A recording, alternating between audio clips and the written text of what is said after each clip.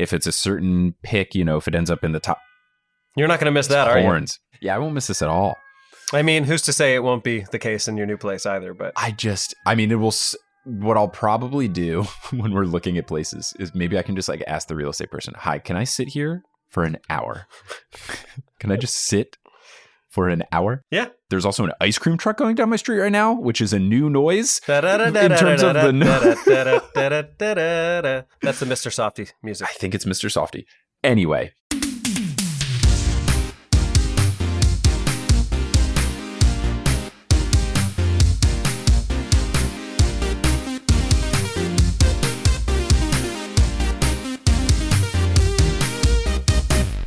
Sup, nerds? It's basketball. Welcome to Horse, a basketball podcast about everything except for the wins and losses. My name is Mike Schubert, and I'm joined by my trusted co-host. The potential echo you're hearing in the audio on my end to my room being empty because I'm moving out tomorrow. It's Adam Abawala. Adam, how's it going?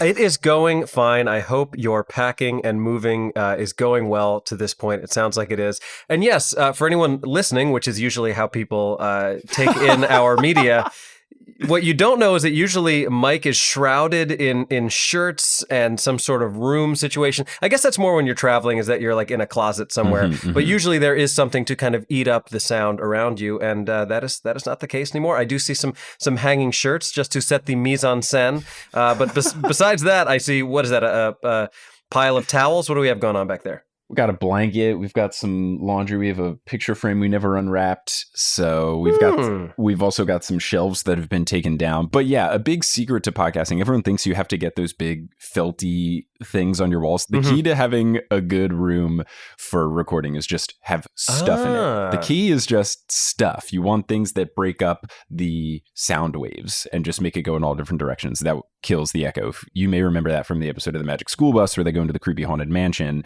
and then all of the echo lines move across the walls and down the halls and all that good stuff. So because a lot of my stuff is currently off of the walls and everything, maybe a little echo, but moving is going well. And for anyone concerned, I am staying in New York. Just Kelly and I have a lot of travel coming up, and our lease is ending, and we want to move to a new place anyway. So we're just going to put stuff in storage, do our traveling, and then come on back soon. I mean, that sounds pretty fun. I'm excited for you. I'll miss you in this time that you're traveling, but we'll look forward to welcoming you back. Potentially closer to where I live now, but then maybe I won't be living there anymore. Who the hell knows? It's all very complicated. But just to recap, Mike's keys for successful podcasting: have a lot of stuff and eat an apple beforehand. Yes, eat an apple. Brush your teeth, drink water throughout. The key, you got to hydrate before. You got to hydrate an hour before recording. And you also got to remember to pee before recording, because sometimes I'm drinking a big old Nalgene and then we hit record and 5 minutes in, I go, oh no, but then I'm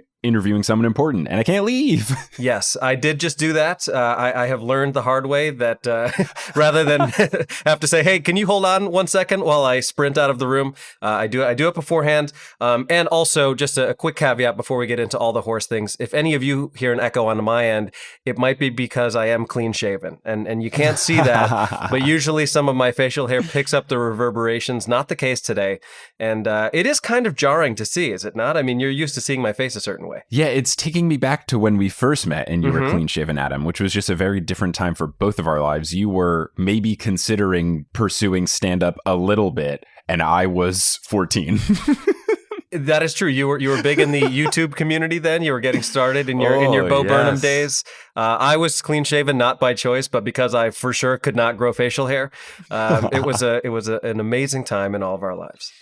Well, as someone who still cannot grow facial hair, it's okay. Let's talk about basketball. Clearly, this is a basketball podcast. Is that clear? I don't know that that's always been clear. I would hope so.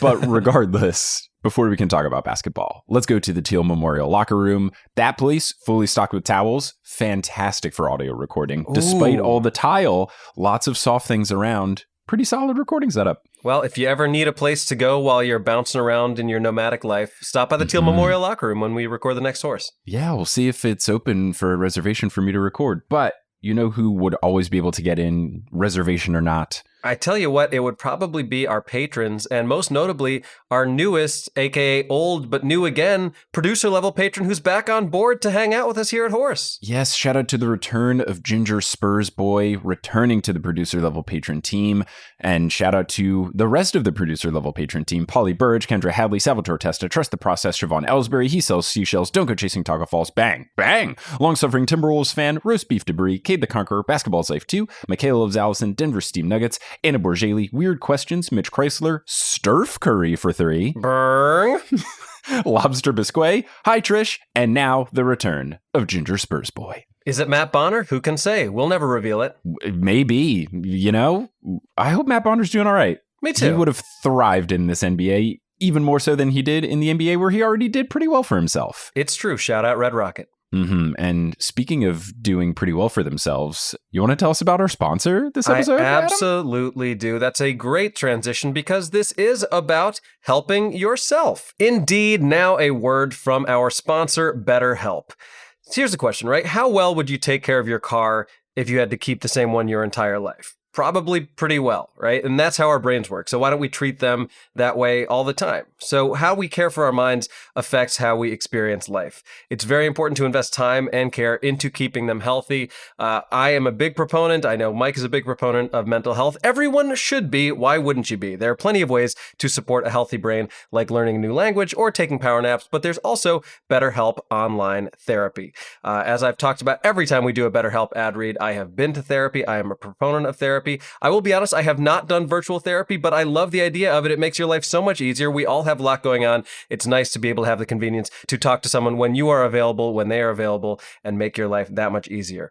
BetterHelp is an online therapy that offers video, phone, and even live chat-only therapy sessions, so you don't have to see anyone on camera if you don't want to. It's much more affordable than in-person therapy. You can be matched with a therapist in under 48 hours. Our listeners get 10% off their first month at betterhelp.com/horse. Once again, that's betterhelp.com/horse. Thank you, Adam, and thanks to Multitude as well for having us as a part of the collective. If you're all caught up on podcasts you need a new one to listen to, you should check out some Multitude shows. I make some other shows. I'm very biased. I think they're very good. I think you'll like them. But if you want a show beyond that, maybe one that I don't work on, it's a show called Join the Party. It's an actual play podcast with tangible worlds, genre-pushing, storytelling, and collaborators who make each other laugh each week. If you're not sure where to start, you can join the Campaign, which is their new Monster of the Week story set in a weird and wild summer camp, or you can check out the previous 2 campaigns. There's no wrong way to do it, but there are more correct ways if you start at the beginning of story arcs. Regardless, stop waiting and pull up a chair to join the party. You can search for Join the Party in your podcasting app, or you can go to jointhepartypod.com. Now, before we close up Full Court Press, Adam, let's get into NB Q&A. Do we have questions from our listeners? We absolutely do. And we have told you that we will always prioritize the questions that we get from patrons and specifically producer level patrons. And so with that in mind, we do have a question from our beloved patron, Eileen Gazesh. Can you talk about the Harlem Globetrotters? Like, do they just do trick showcases and skits? Can they play in the NBA? Or are they more like halftime games? Also, has an NBA player joined the Globetrotters or vice versa? Now, I will admit that we did not do extensive research to answer this question, but do you want to start by tackling some of this? Can we kind of go back and forth? Because I think you and I both more or less know the answer to these multiple questions, but what are your thoughts? What light can you shed on the Harlem Globetrotters to our beloved patron, Eileen Gazesh? Yes. So the first thing she said where she asked, do they do trick showcases and skits? That is more correct. It is kind of like entertainment that happens to be basketball, where they are not playing an actual team that is trying to beat them. They are always playing a team called the Washington Generals, and they always beat the Washington Generals. I don't think they've ever lost to them, and if they did, it was probably for a promotional stunt of sorts. But right. They always win. They are made up of people who are good at basketball, but I don't necessarily believe that these players could always play in the NBA. They are usually very talented at specific skills, but not necessarily ones that translate into the NBA. They can spin balls on their fingers really well. That is cool. Not necessarily very relevant in the actual NBA. I also would bet these people skew older than NBA players, and it could be a post-career thing for some people who played basketball previously. Right. And yeah, it's a lot like the And One mixtape in the sense that these are very, very good basketball players, people who certainly played throughout high school, probably some of whom played throughout college, played at high levels, but wouldn't necessarily have been good enough to be in the NBA. And speaking of which, not only was that ESPN documentary about And One good, but I also watched the Netflix documentary, which is part of the Untold series. They also have one about the whole Manti Teo girlfriend that didn't exist situation. There are a bunch of really interesting documentaries. Highly recommend checking those out, and we can post a link to that. But all that to say that the Harlem Globetrotters, yeah, they are there as a spectacle. They are very good at basketball, but the whole point is that they are entertainment first, basketball second. And for our first baseball reference of the episode, I can't believe we even waited 15 minutes. There is a team called the Savannah Bananas. Are you familiar with the Savannah Bananas? I am. I was going to reference them. I'm glad you did. Exactly. So the Savannah Bananas are baseball's equivalent of the Harlem Globetrotters. They are, I believe, like a college level team that plays games that actually count during the summer. But then as those players move on elsewhere, they turn into purely a spectacle. There's literally a guy who hits on stilts, like he bats on stilts. There's a lot of twerking involved, a lot of coordinated dancing. All the games sell out. It is incredibly fun. It's awesome. We'll post a link to some of this stuff, but yeah, that's like the baseball equivalent. But to fully answer Eileen's question, I don't think an NBA player has ever joined the Globetrotters. I could be wrong. Maybe they would have like played with them in a game just for fun. We can look into that more perhaps for next time. Yeah, so I just quickly looked it up, and Wilt Chamberlain was on the Globetrotters from 1958 to 1959, and then he started playing in the NBA in 1959. I am not kidding. So what, well, speaking of people playing on stilts, Wilt the Stilt? I mean, what was... Yes. What do you think his like niche was? I guess being gigantic. Well, what year were the Globetrotters founded? 1926 is when they were founded. Cool. And Wilt Chamberlain played between college and the pros. He played for the Globetrotters. On Wilt Chamberlain's wiki, it says, after his frustrating junior year, Chamberlain wanted to become a professional player before finishing his senior year. At that time, the NBA did not accept players until after their college graduating class had completed, and Chamberlain was prohibited from joining the NBA for a year, so he decided to play for the Harlem Globetrotters in 1958 for $50,000, equal to about $470,000 in 2019.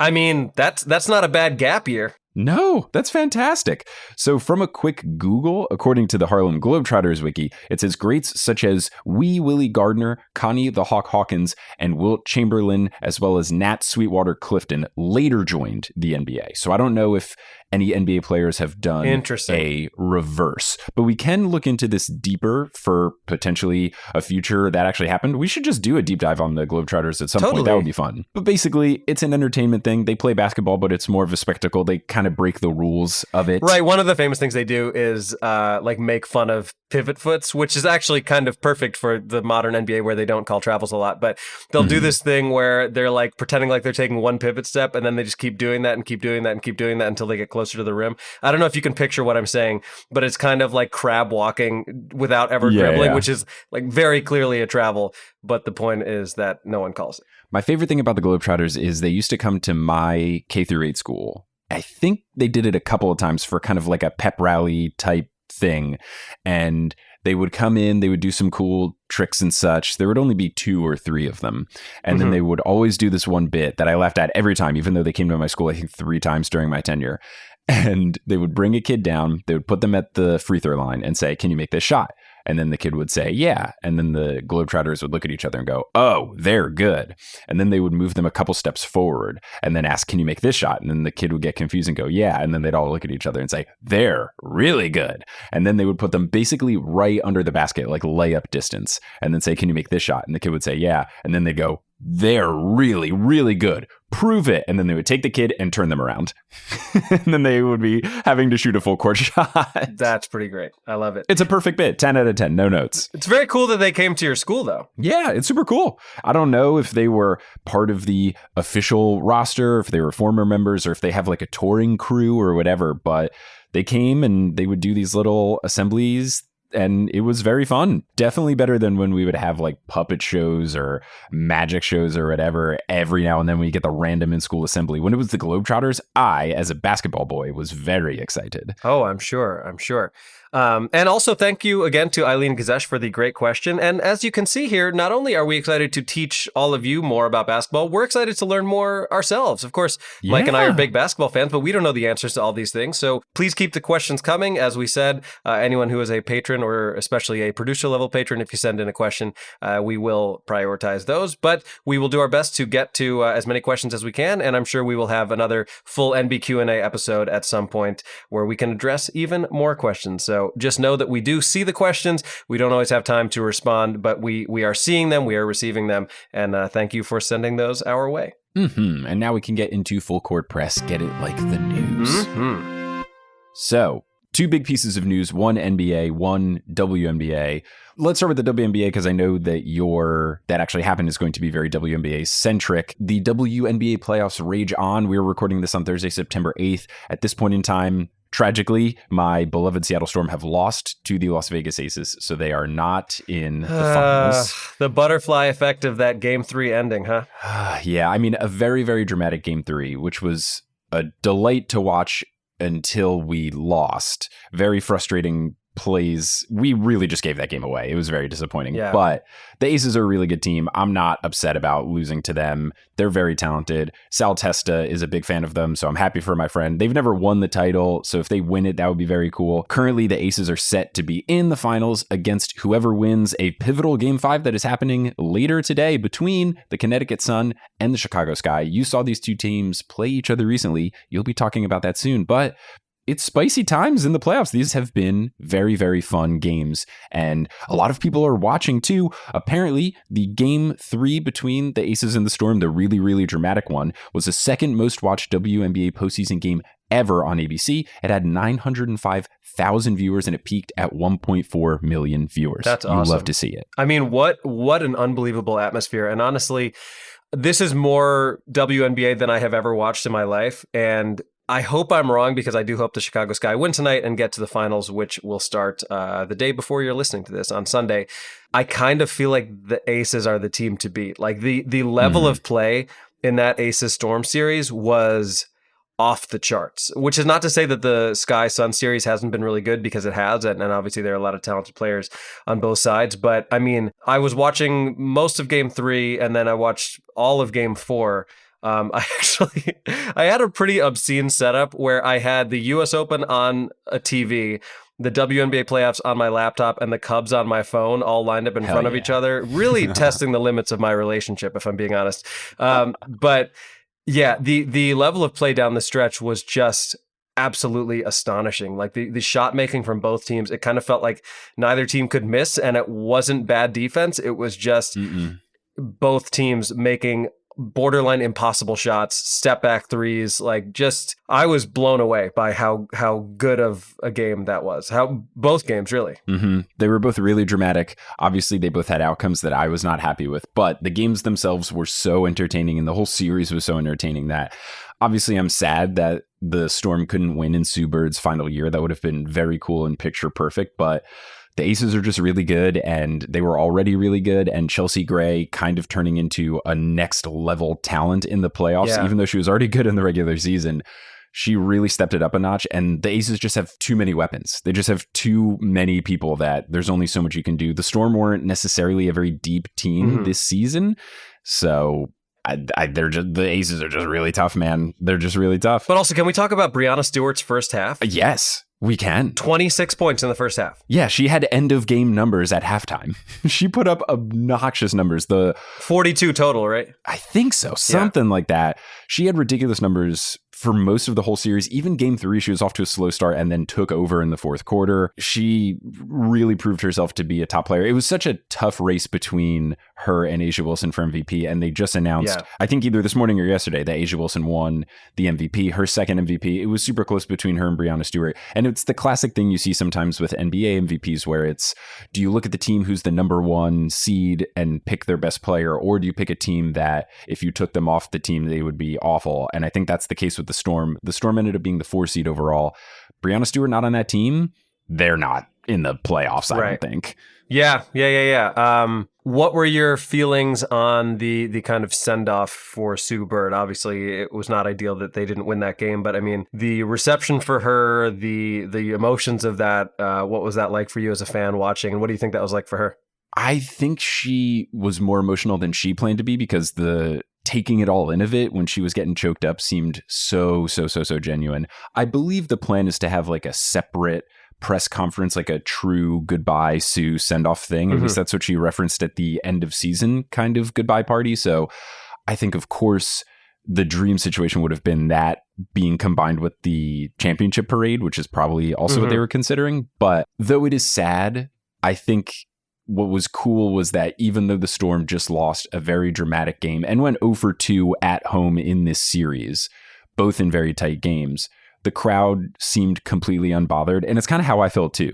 Like, I was sad, but obviously you just kind of have to realize that you can't perfectly script things in sports. And instead of regret something that didn't happen or wish something else could have happened, just appreciate Sue for what she was to the game and to the team and to the city. Yeah, it's like the old cliche, right? Like, don't be sad that it's over, be grateful that it happened, or whatever it is. Exactly. Don't cry because it's over, smile because it happened. Yeah. And that's how I feel. And I'm just now very much looking forward to whatever the official final send-off is for her. I think that'll be a really cool event, almost like when they do Hall of Fame inductee kind of things. And for the city of Seattle to be able to give that to her would be very cool. And if they want to schedule that for, I don't know, maybe the last week of September when I happen to be in Seattle, I think that would be very awesome as well. But I feel like that might not be until healthily into the offseason. Who's to say whenever they do that? Yeah, or maybe they would do something like next season and do a jersey retirement sort of situation and have her come back for that. Yeah, we'll see. But overall, everyone was just so appreciative of her. It's bittersweet, but honestly, I'm just so happy for her career that I'm less sad about this loss than it would be under normal circumstances, I think. And look, even though the Aces obviously tied the game and then ended up winning it, what a moment in game 3 to hit what essentially was, you know what it was like? It was, obviously the stakes were a little different, but do you remember when Michael Jordan played on the Wizards and he hit that amazing fadeaway shot in the All-Star game that then the other team tied the game and it went to overtime? And it was the perfect climax and then it wasn't, but either way, it was still that moment. And for Sue Bird to hit what essentially at the time looked like a game-winning shot with a sold-out arena. Correct me if I'm wrong, because you know the WNBA a lot better than I do, but to me, like, Sue Bird is as close to a Kobe Bryant level player as there is, from the perspective of, like, this is someone who spent 2 decades on one team. And for anybody who follows the WNBA, yourself included, and especially for all the like young women who have been watching for the entire time the WNBA has existed, like, it's almost impossible to remember a WNBA without Sue Bird. And now she's not going to be around anymore. And just playing for one franchise is so cool. Yeah, it's very cool. And she has the championships to prove how good of a player she was. I think the difference in the two GOAT situations, you've got Sue Bird, you've got Diana Taurasi. I think Diana Taurasi had the better individual stats, but Sue has had more of the team success and also just different skill sets. Sue is the leader all time in assists, regular season and playoffs, all of that kind of stuff. Diana Taurasi more of a scorer. So it's a little different and it's its own situation, but yes, the staying with one team aspect is very cool, because when you see people like Kobe or Dirk do that in the NBA, it makes it just that much better, because it's not just look at this player, it's look at this player and what they've done for this team and this organization in this city. And I think it's hard to imagine the WNBA without Sue Bird. It's impossible to imagine the Storm without Sue Bird. And it's also becoming a thing where you can't imagine the city of Seattle without Sue Bird. So she's truly cemented herself as a legend in so many different ways. And it's going to be very cool to see whatever they do for the send-off and whatever the rest of her career is. You know, I don't think she's going to go into the coaching realm, but to see her probably go media route, either covering the NBA, the WNBA, both, she's going to have an incredible career. If she wants to start her own podcast, she totally could. I think she's going to be around for a very long time, and I'm very excited for phase 2 of the Sue career. Maybe a Bird and Taurasi situation once Taurasi retires, because I feel like Sue Bird is more kind of like straight-laced and Taurasi is more of a wild card, talking about Gamecocks and all that sort of thing. It's the perfect kind of thing you see in commentary booths, like with the Knicks when you have Clyde and Mike Breen. Mike Breen is all business, but Mike Breen still knows when to be fun and to say some things, like when the one playoff game when Kawhi was injured for the Clippers and the Clippers had a dramatic comeback. I think when they beat the Jazz in that one series where after Kawhi got hurt, it would seem like it was going to be impossible. And they do a cut to Kawhi and he's not reacting at all. And Mike Breen goes, Kawhi Leonard going crazy. So I think Sue's got similar qualities. Business, but can be funny. Diana Taurasi, you got to reel her in, but is amazing. And I think if they do something together, it would be a recipe for success. I mean, at the very least, a podcast. Of course. So we'll see. I am sad, but I am happy for the Aces. If they win, that would be very, very cool. We'll see whoever comes out of this other series, but I would agree with you that I think whichever team faces the Aces is probably going to lose because the Aces are really scary. The Aces are really good, but I will say this. This coming Sunday, as we record this, could be one of the best sports days of all time for me, because if the Sky win tonight and they get to the WNBA Finals, this Sunday for me is 1 o'clock, Chicago Bears first game of the season. 3 o'clock, WNBA Finals. 4 o'clock, U.S. Open Men's Finals. 7 o'clock, Cubs play Sunday Night Baseball. I mean... What a day. My screen time is going to be off the charts, but what a freaking day. I think you're going to have to maybe get a spa day pass for...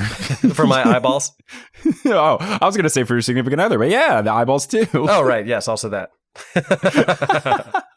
just a casual eyeball massage. That'd be nice. But yes, that is the WNBA piece of news. The NBA piece of news, which I'm noticing the theme is my team's getting so close, but ultimately not, is that Donovan Mitchell got traded to the Cleveland Cavaliers and not the New York Knicks, which was the situation that everyone was anticipating. But there was a bit of a stalemate in the trade talks and a bit of a back and forth between the Knicks and the Jazz of what players are going to be in the trade, what picks are going to be in the trade. Are those picks protected or unprotected? Which means if there's a certain number that the pick falls in, say top 5, then you don't have to give it up, or it becomes a second round pick or something that kind of make it not as dramatic as you get our pick no matter what happens in the future. The Knicks didn't end up making the trade with the Jazz. The Jazz traded Donovan Mitchell to the Cleveland Cavaliers for some players and a whole bunch of picks, 3 first round picks completely unprotected and 2 pick swaps, which is basically you get the choice of keeping your pick or taking the other team's pick, whichever one ends up better.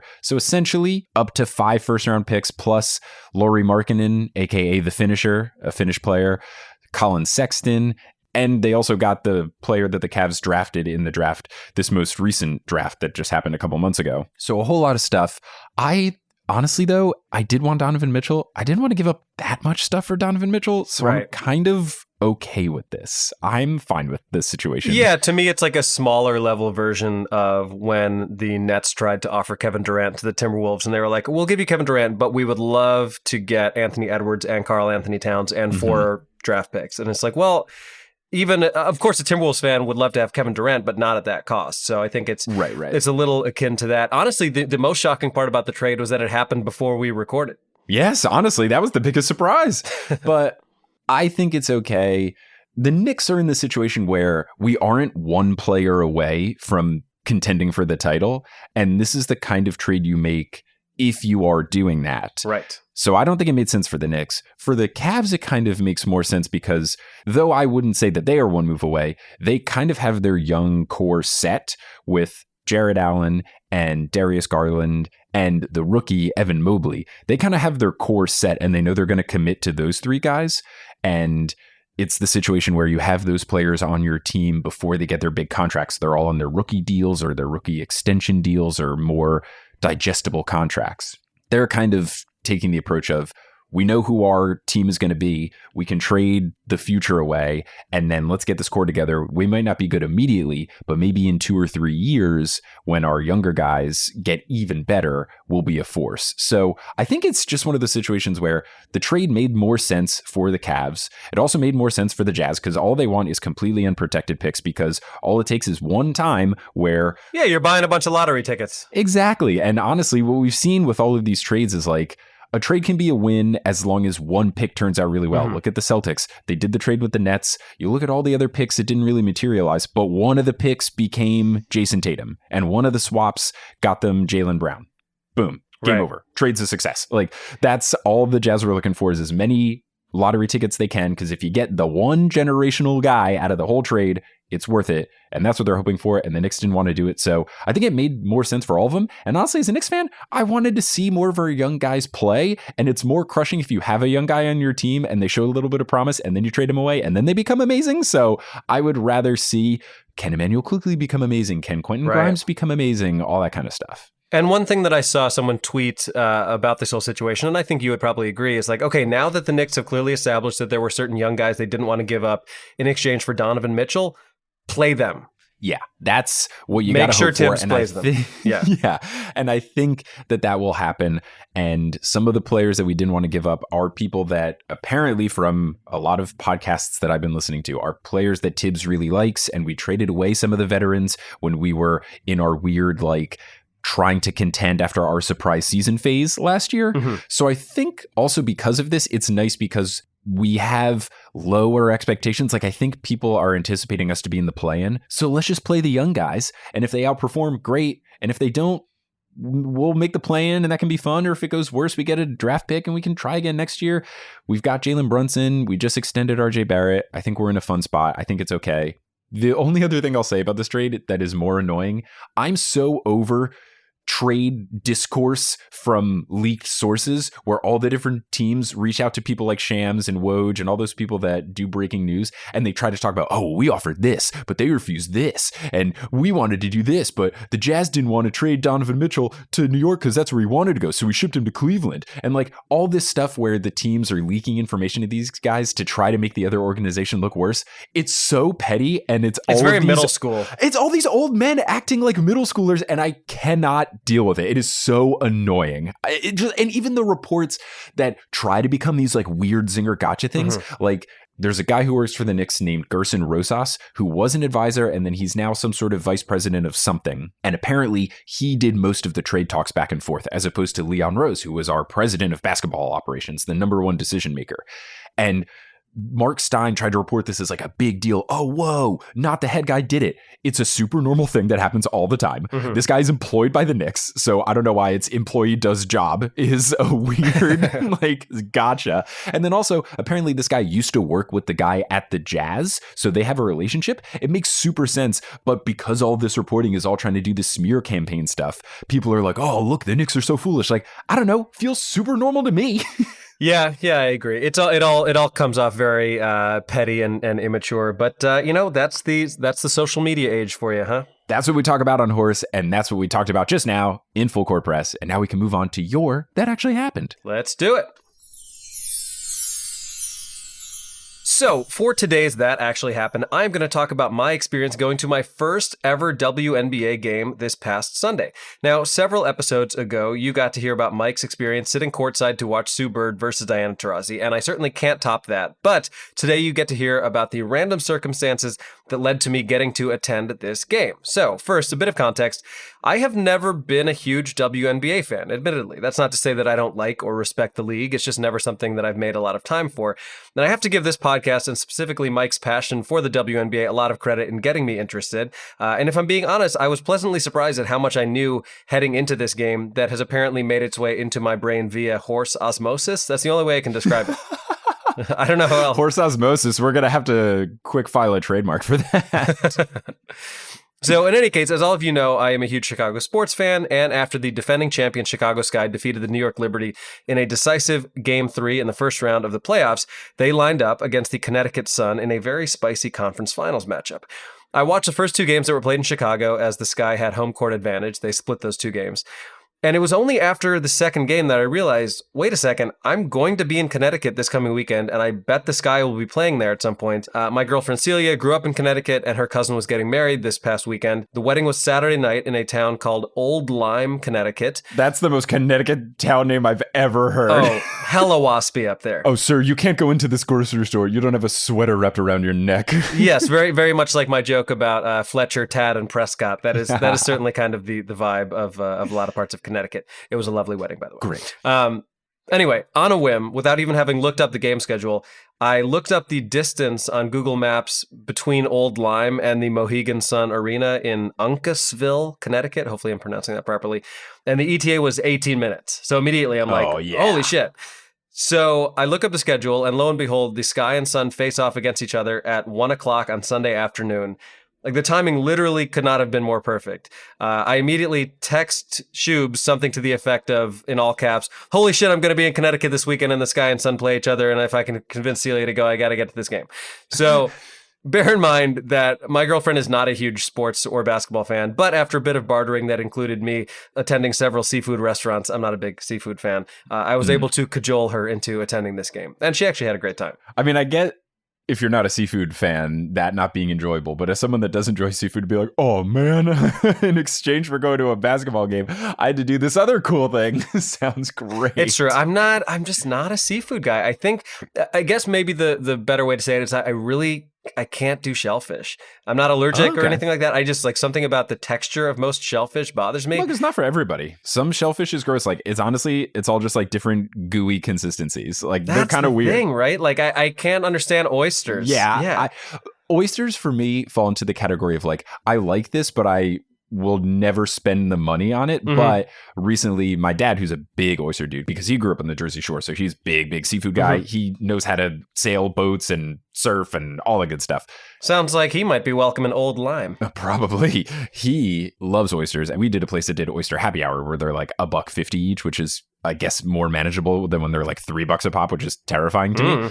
So I had some. They're fun, and I think they're good, but they are strange. Like, you have to slurp them, and they're kind of gooey, but I don't know. You'll never convince me that it's not the consistency of, like, snot. Yeah, I mean, it's kind of boogers. So, and lobsters are big bugs. They're big sea bugs. Yep. Yeah, and for lobsters, I don't understand why they're that much more expensive than crab, because I think crab is just as good, just a different flavor. So I've been benefited by not being like, oh, hell yeah, lobster, I need to get me some surf and turf. Right. Seafood for me, I don't get this anymore now that I'm self-employed boy, but when I was an engineer boy, and every now and then you would get to... When you were expense boy. Yes, exactly. When I expense things and then I wasn't my own boss to pay for the expenses.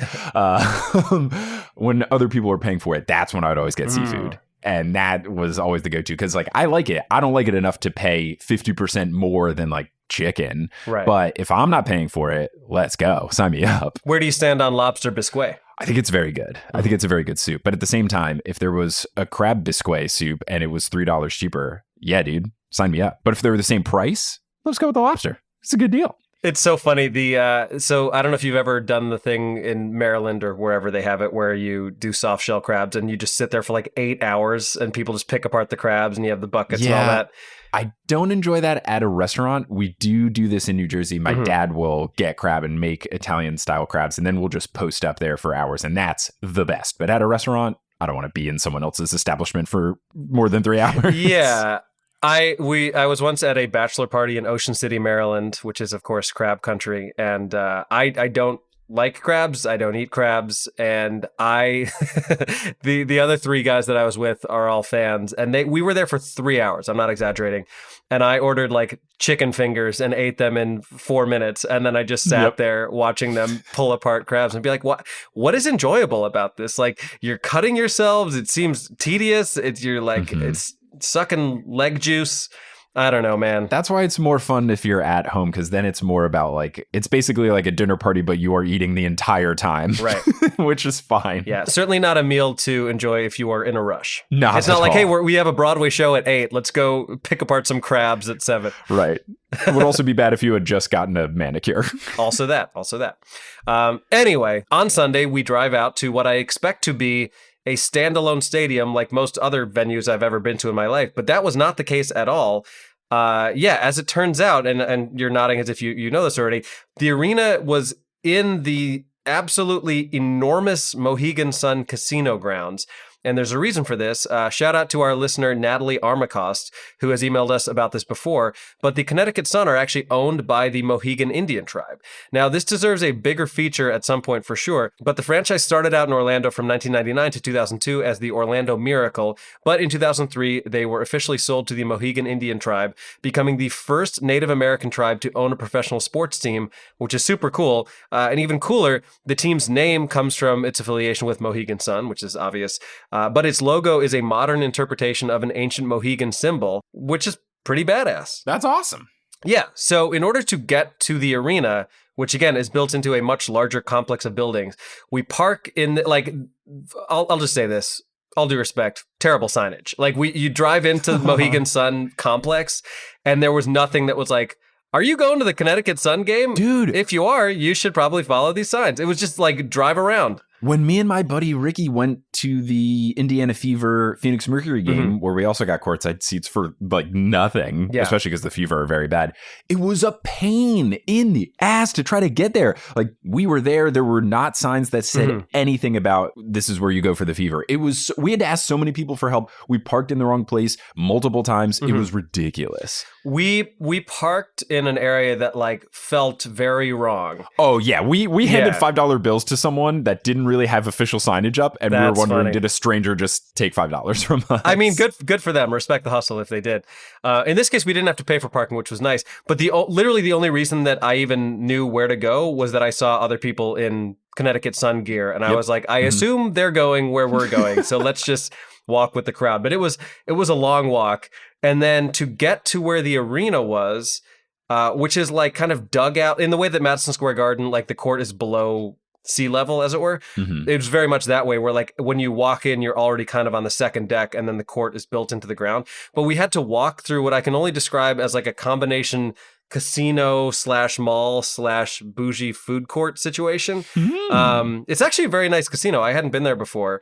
It felt like Vegas-y, which is good because you want to be compared to Vegas and not to Atlantic City, which is, I mean, all casinos are kind of a bummer. Like they just make me feel sad inside, but it was a pretty nice casino. So we make our way into the stadium, which is roughly half the size of an NBA arena. It has 10,000 seat capacity. And while we were sitting in the upper level, there was really not a bad seat. Like, I would say it wasn't fully sold out, but the lower bowl was packed. A lot of the top part was packed as well. Celtic star Grant Williams was in the house. Let's go. Sitting courtside. He was also at Game 4. But it was a fantastic back and forth matchup all the way, including an incredible buzzer beater from DeWanna Bonner at the end of the first quarter, which we will post a link to. It was like at least 30-footer bank shot from like not that far inside half court to give the Sun a 3-point lead after a quarter, and it was loud. I think something about the fact that it was kind of a more compact arena just made the sound even more amplified. It felt very much like how people describe like really intense college basketball games, which checks out because obviously Connecticut has a very storied college basketball history.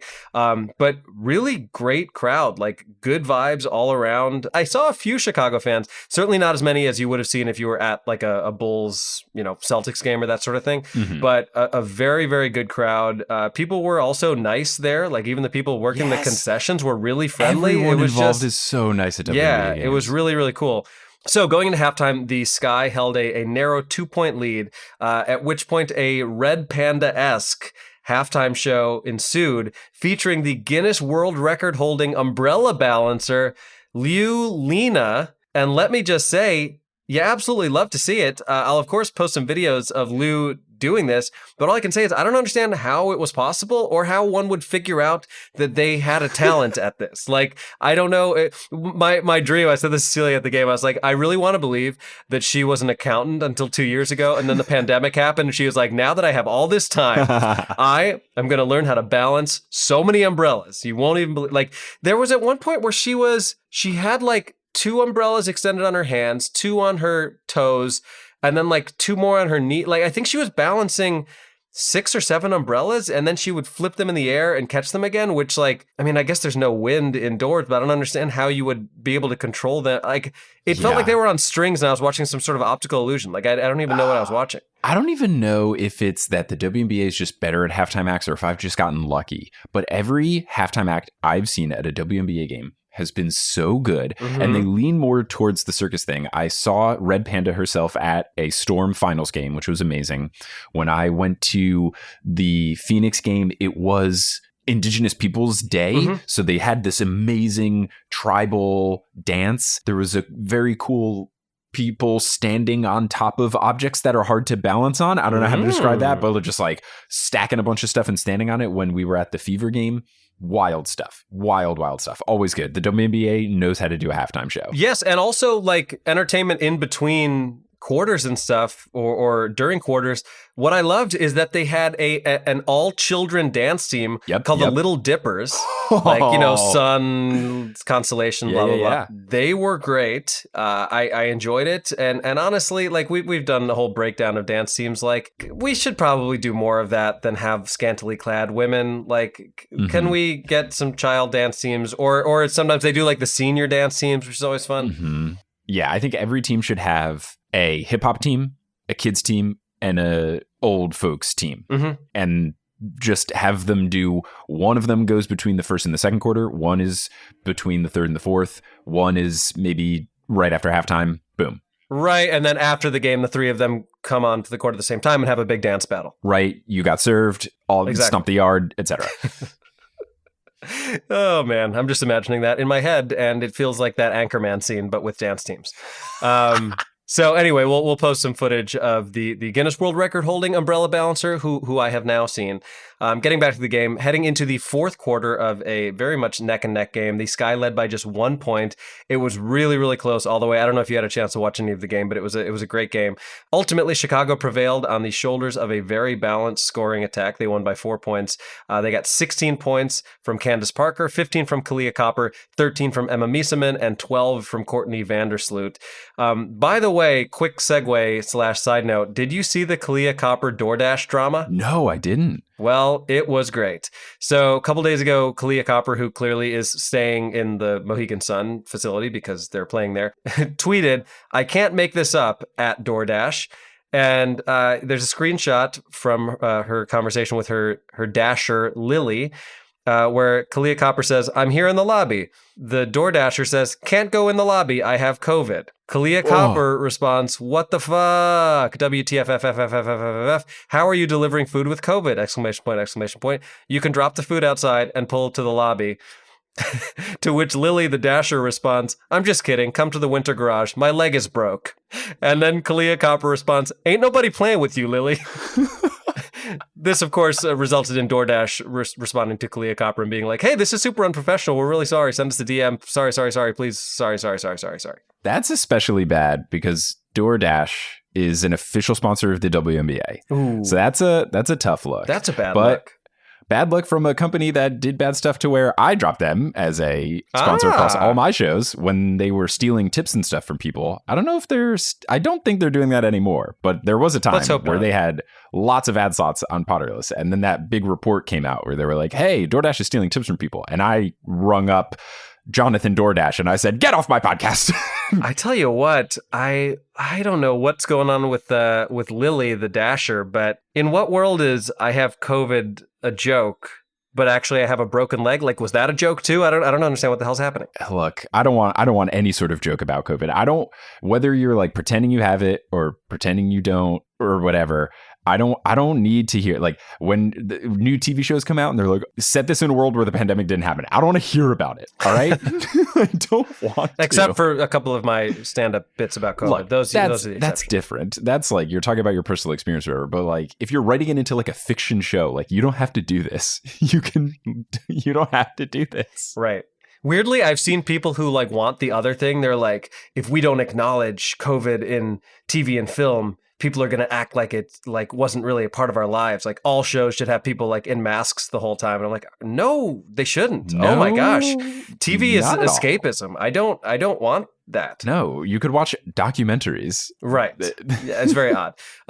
Anyway, so the Chicago Sky won. It was a great experience overall. Obviously, I had not been to a game in general, but like, I don't know where Kalia Copper stands for you in terms of like power rankings of WNBA players. She's very good. Deserved Finals MVP last year. Like, I don't think I've ever seen someone that explosive in terms of like a layup package. Like, to me, it reminds me of when I got to see Derrick Rose early on in his career, where I was like, no one can keep up with this person. Like, the intensity and speed at which she drives, I don't feel like anybody has a chance. She's very talented. She's really good at basketball. She's a delight to watch. And I can't remember if it was Vandersloot or Quigley, but there were a couple like wild, nifty, like absurd spin layups. I want to say Vandersloot had a really cool layup, and then maybe Quigley had a really cool assist. I saw the highlights of the game. I didn't watch it live, but yeah, it was an impressive performance all around. But my overall takeaway, especially watching a game in person, and I don't think I had ever thought about this before, but like the big knock on the WNBA always is like, oh, they're not as athletic as the NBA. They, nobody dunks. There's no above the rim action. And that is true. But the thing about it is like the NBA is what is anomalous. Yeah. Like when you watch the WNBA style of basketball, that is the kind of basketball that I have played my entire life. Yeah. Because when I go to the gym and I play a pickup game, no one is dunking. Like it's not that like every other game has a bunch of people doing 360 windmills. It is literally just the NBA and like extremely high level of men's basketball where people are even doing that. And so to me, it's like watching the highest possible level of the kind of basketball that I have always played, which is super satisfying to watch. Yes. And I don't think I had ever thought about it in my mind that way. But the thing about the WNBA is that because of the fact that people are not Ja Morant and they're not jumping 8 feet over the rim, there is more strategy involved. There's more teamwork involved. There's more passing involved. There's more shooting involved in a way that I think is really enjoyable to be a spectator for, because while I love the NBA and it's amazing to see someone like a Ja Morant block a shot off the top of the backboard, there's also an element of it where their athleticism sometimes bails them out and allows them to do things that like can't be done in most other forms of basketball. And the WNBA, it kind of feels to me like you really have to work for your points more because you're not able to just jump over someone to dunk every other time. So like I really, really enjoyed it. And it's not like I was showing up to the game like, hey, these ladies better convince me that this is worth my time. And like I was very pumped to go. But I have to tell you, I could not have had a better experience. Like the stadium itself, everyone who worked the stadium, the fans were very polite. Everybody was cool. Both Connecticut fans and Chicago fans like seemed to be in a good mood. Like I was very clearly wearing a Chicago shirt with my, Jordan and Pippen and Rodman on it. And like no one said fuck you in the way that like they definitely would have at a different sporting event. So yeah, overall, like I could not have had a better experience. I look forward to attending a WNBA game with you at some point. Maybe we'll go see the Liberty at Barclays next year. But yes, I went to a WNBA game. That actually happened, and I really hope that the Sky win tonight so I can keep watching them. That's so cool to hear. A lot of the things you said are what I pitch when I try to convince people to watch the WNBA. So I'm glad that you organically came to those thoughts. It's stuff that I wish that as a kid I would watch growing up, because growing up I would see like Michael Jordan or Kobe do these things that I could not do. And even now you can see Kevin Durant take shots. It's like, that's not a good shot. He's just 7 feet tall and has arms longer than anyone in the world. Right. So he can just shoot over people. But if you watch the WNBA, you can see things that you can replicate more, like off-ball movement and stuff. Still, like, they're performing at a level that I never could. I am not as knocked down of a shooter, and I can't do a lot of the different things that they're doing. But as you're saying, it's at least more reminiscent of what you would play conceivably, as opposed to the NBA, which is the true anomaly. So yeah, if you want to teach someone how to play fundamentally sound basketball, show them WNBA footage before you show them NBA footage, for sure. And the other thing that was really cool about it is like seeing all of the young girls at the arena just like absolutely so taken with the experience, because that's the thing, right? The WNBA is growing. It has continued to grow. And early on, the women playing in the WNBA had no frame of reference for what it would be like to be a professional athlete. Now it's really cool that young girls get to go to these games and be like, yeah, that could be me. I now have a model for something that I could do. And I think as a result of that, the league is only going to continue to get stronger. Right. And hopefully they get more money into it so that players want to play there more. There were weird rumblings today about some of the people on the Storm saying they don't know if they're going to be playing in the WNBA next year because they're trying to increase the prioritization rules. Right. But the money still isn't there, but there's going to be new TV deals, and the people watching the playoffs, like those numbers are as good as MLS, if not better than MLS. Right. And MLS just got a lot of money. So hopefully the WNBA can get more money so that people like Breanna Stewart stay in the league and don't say, look, Europe's going to pay me twice as much. Bye. Agreed. Well, I'm glad you got to experience it. We should totally go to a game together. And now we will very quickly move on to my 3-on-3. We're running at time, but thankfully my thing is kind of short, but it's going to be very fun. 1, 2, 3. 3, 2, 1. 3-on-3. In the spirit of me moving, today for 3-on-3, am going to be recapping the 3 farthest and the 3 shortest NBA relocations. Ah, okay, cool. So when the teams moved from one city to another, it's funny because I found that most were either very close or very short. There's only a few that were kind of middle of the packish in distance, but I looked them all up on Wikipedia. I Googled all the different distances from arena to arena, and I found the driving distance, because I did think it was funny to imagine people literally putting their stuff into a moving van. So the distances I'm giving is what Google said is the fastest driving route, and not good. Like as the crow flies, because I was imagining teams putting all their stuff into a giant U-Haul and then driving to their new city. Perfect. So let's start with the farthest ones, and then we can get into the shortest ones, because one of the shortest ones is very spicy. So the third farthest move that has ever happened for an NBA team is when the Vancouver Grizzlies relocated to Memphis. So this took place in 2001, and here is something that I will be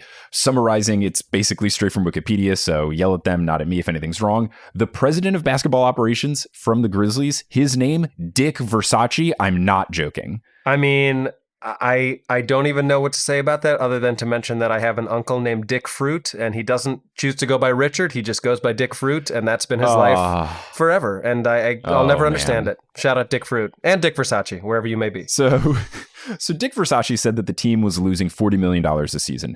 The CEO of the Raptors said, that doesn't seem right, because the team has a salary cap of $48 million.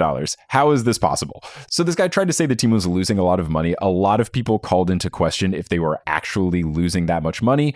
But regardless, the people who owned the Vancouver Grizzlies didn't really want to anymore. It is an expense, especially when you start up a team. You have to pay a lot of money for an expansion fee, and then your team is usually pretty bad, and you have to do a lot of first one-time cost things when you're buying stuff for the arena and all that. So I get it, but the team only existed in the 1995 expansion, so they only made it 6 years before relocating, which was kind of disappointing.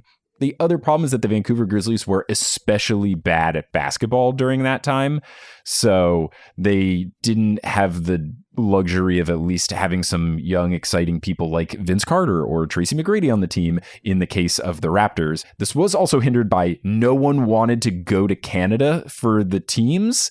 So there were famously, I believe it was Stephon Marbury, who should have been a draft at one point in time by the Vancouver Grizzlies, and he just straight up refused. And on top of all of this, another factor is that people didn't like to play in Canada because of the tax situation and the exchange rate stuff that was going on. So that ended up being a lot of different contributing factors of why they ended up moving. So they ended up moving to Memphis, 2,419.3 miles. And did you know, I don't know if you've ever been to Memphis, but you know the big pyramid in Memphis that's now a Bass Pro Shop?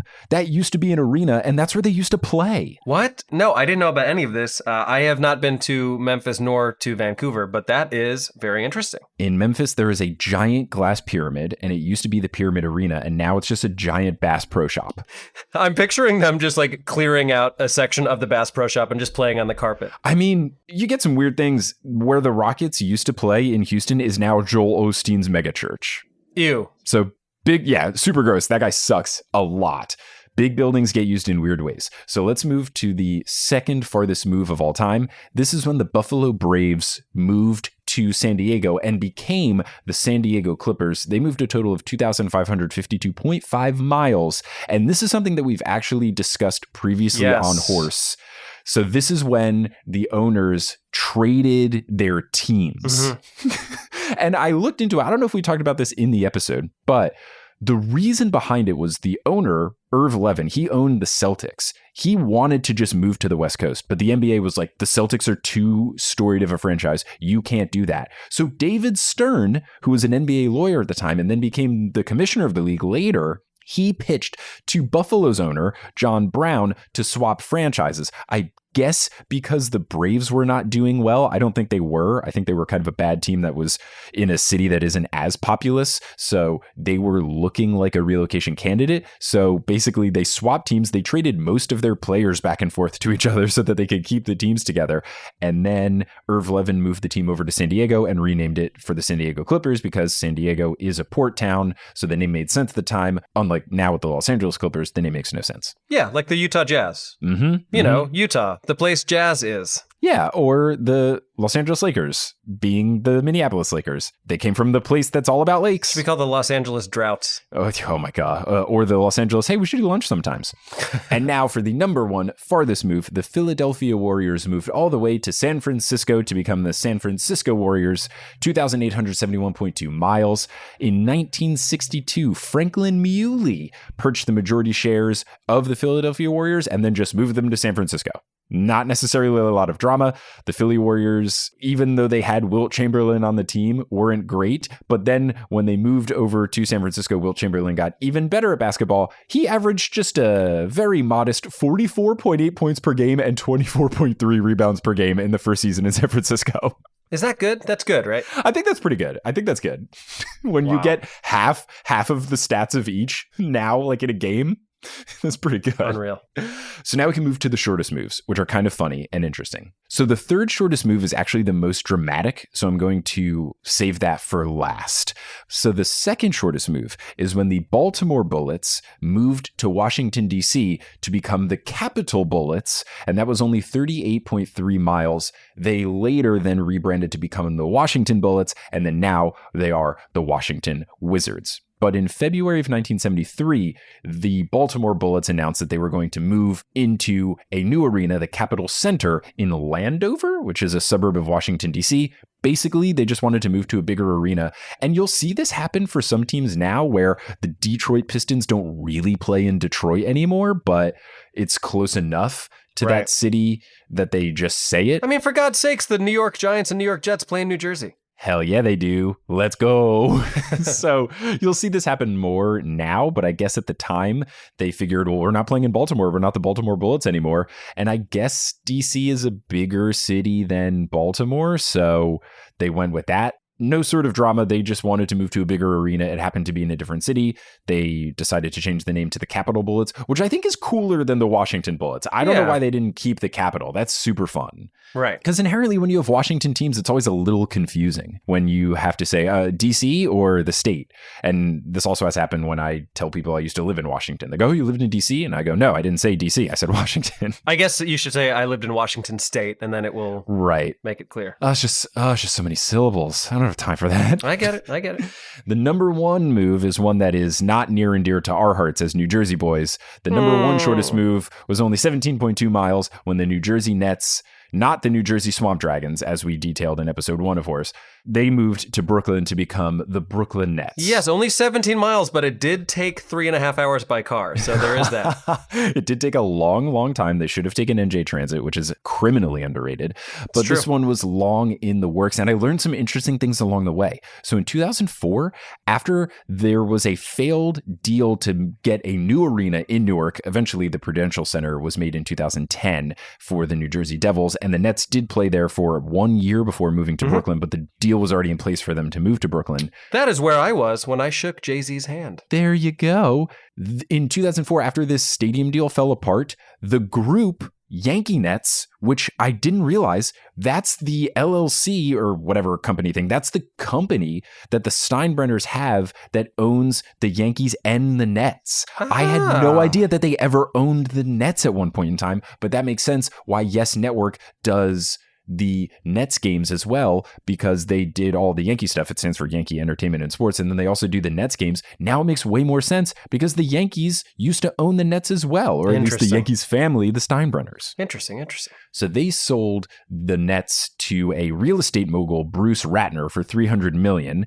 And Bruce beat out a group led by, and this is a wild sentence I'm about to say, beat out a group led by Charles Kushner and John Corzine. Whoa, former governor? Yes, former governor who had so many scandals that when I Control F for scandal on his Wikipedia page, 6 different things showed up. Wow. He had financial scandals. He had affair scandals. He was a senator, and I don't know. I don't know how much in the zeitgeist he is, or if it's just because New Jersey, so I knew about him. But this is a whack dude. Yeah, I feel like most people don't know who John Corzine is, but, we'll put a link to his wiki page. Yeah, you can read about his various scandals. And then Charles Kushner, what else needs to be said? A good man. They wanted to keep the team in New Jersey, but Ratner didn't want to. Being a real estate mogul, he bought the team, knowing he was going to move him to Brooklyn, and then they did, which I don't think actually ever became a thing. Have you ever heard of anyone refer to the area where the Barclays Center is called Atlantic Yards? Have you ever heard this? I've never heard of anybody call that area. No, I mean, obviously I know like Atlantic Avenue, but were they trying to go for like a Hudson Yards thing, but the Atlantic Avenue version? I would imagine, even though this predates Hudson Yards, but it doesn't predate the plans to make Hudson Yards a thing. But if anyone ever goes to New York, Hudson Yards is like where rich, fancy people go to have really expensive apartments that they never live in. Right. It's a very strange part of town. But weirdly, it has the High Line, which is a very cool thing to do. And it's a fun, like, touristy kind of thing that isn't gross. Yes. It's like where I got my vaccine at the Javits Center and also where you go to get a megabus. Like, it's very odd. The Hudson Yards is a very strange part of town. But yeah, I've never heard anyone call Atlantic Yards. But this dude bought the team so that he could make the arena and then make a bunch of stuff around the arena, which I don't know that that's successful. I don't think I've ever heard of people like living around there. But regardless, if it didn't work, I'm happy because fuck real estate moguls. So they ended up moving the team over. Famously, Jay-Z was a minority owner and he was big on the rebranding and all that kind of stuff. And then eventually they moved to Brooklyn, changed the name to the Brooklyn Nets, established the Brooklyn Nets and the Brooklynite, and the Nets are now the Nets. And oh, what a fun, not dramatic franchise they have turned out to be. The Brooklynite could never stack up to Sly, the former New Jersey Nets mascot, which was just a wolf that had nothing to do with Nets. Right. No, but you know, when your team is named after equipment, I don't disagree with not making it about them, you know? I totally get it. All right, so what is the spiciest thing that you have to tell us about? The spiciest one. And it's so serendipitous because I was already doing this research and there was a Reddit post about this by user/u/Lopia182, which gave me extra spice for this. The San Diego Clippers moved to Los Angeles to become the Los Angeles Clippers, only a 120.5 mile move. But it's the only relocation ever in NBA history that was not approved by the NBA. Ooh. So we'll put a link to the Wikipedia page about NBA expansion. But if you go to the potential expansion cities section, there is a summary about the Clippers leaving San Diego. Here's basically the bullet points. Donald Sterling, horrible human being, awful person.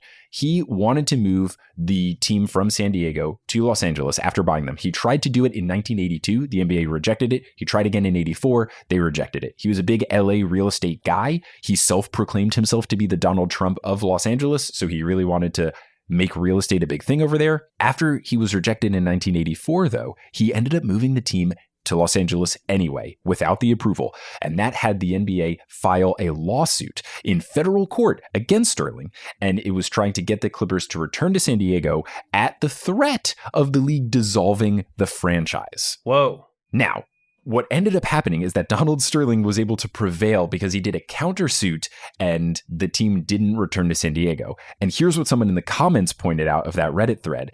The league threatened to dissolve the franchise if ownership didn't comply and return the team to San Diego, but Sterling filed a countersuit for $100 million. But thanks to the court decision that allowed Al Davis to move the Oakland Raiders of the NFL to Los Angeles, it made it clear that Donald Sterling would probably win this case as well. So the league decided to pull this lawsuit thinking that they weren't going to win, allowing him to keep the team in Los Angeles, and they decreased the fine that they were giving him to $6 million. I don't know what the original fine was, but Donald Sterling, the lawyer that he was, clearly knew what he was doing. Now, the sad thing about this is that Bill Walton, NBA legend, commentator, wild guy, big Grateful Dead dude, he is so harsh on himself because he was a member of the San Diego Clippers, but he only played 102 games during his 5 years there, and there was only 6 total years where the team was in San Diego.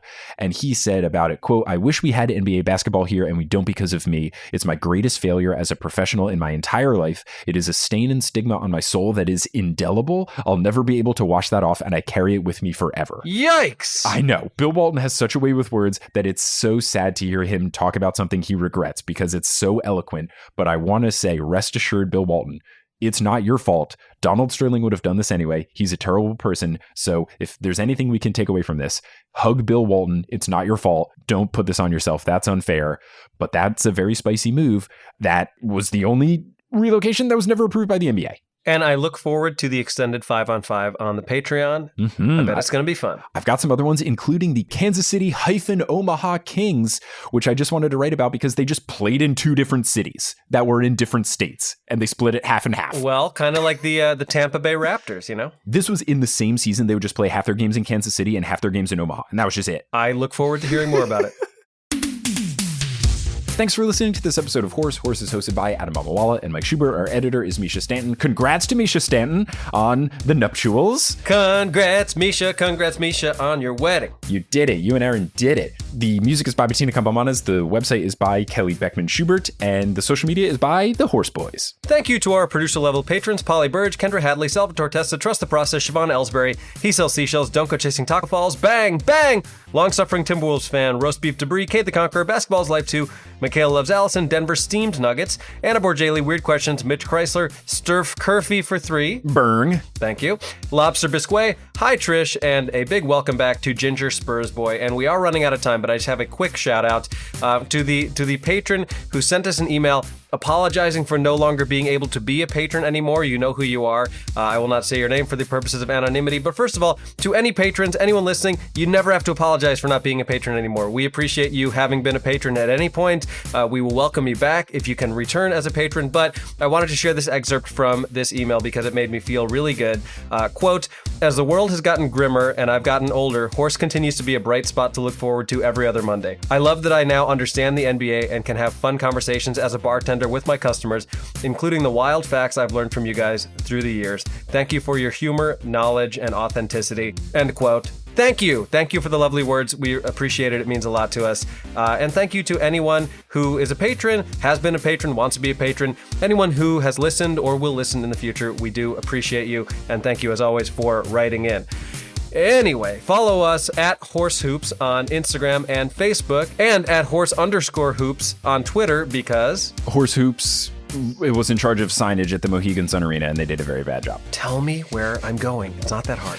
If you want to support the show, you can do so at Patreon. As we mentioned, it's patreon.com/horsehoops.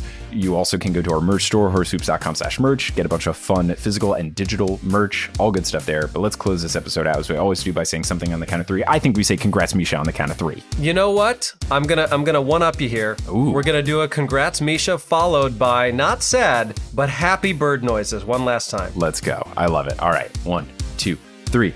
Congrats, Misha.